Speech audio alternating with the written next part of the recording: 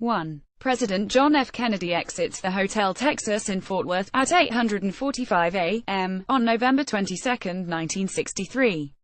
He is on his way to greet crowds and make a speech. At right, holding a hat and wearing a raincoat, is Vice President Lyndon B. Johnson. Up 2. A large crowd greets President Kennedy in front of the Hotel Texas in Fort Worth. App 3. President Kennedy shakes hands with supporters in front of the Hotel Texas in Fort Worth. App 4. President Kennedy applauds Vice President Johnson at the Fort Worth, Texas Chamber of Commerce breakfast. The Vice President's wife, Lady Bird Johnson, is at far left. Third Kaufman. App 5. President Kennedy stands in his motorcade as it passes a brass band and viewing stand in Fort Worth. Art Rickaby, The Life Picture Collection, Getty 6. Protesters hold a Confederate flag and anti-Kennedy placards as they wait for President Kennedy's arrival at Love Field Airport in Dallas. App 7. President Kennedy and First Lady Jacqueline Kennedy arrive at Love Field Airport in Dallas. App 8.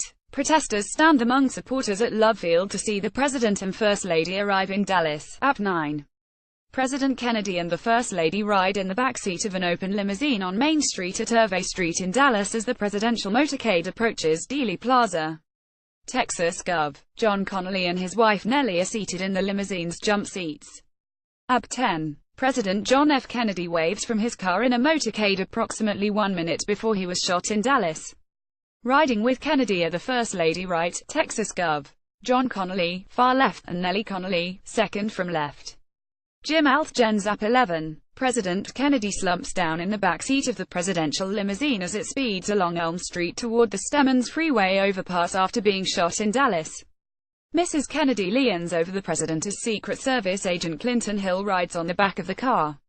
James W. Altgens. App 12. The limousine carrying President Kennedy races toward the hospital seconds after he was shot in Dallas with Agent Hill on the back of the car.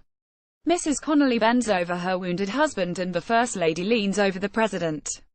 Justin Newman. App 13. Witnesses Bill and Gail Newman shield their children on the ground at Dealey Plaza in Dallas. App Wire. Photo operator photographer J.W. Altgens stands, far right. Clint Grant. Dallas Morning News via App 14. Women cry outside Parkland Hospital in Dallas after hearing Kennedy died.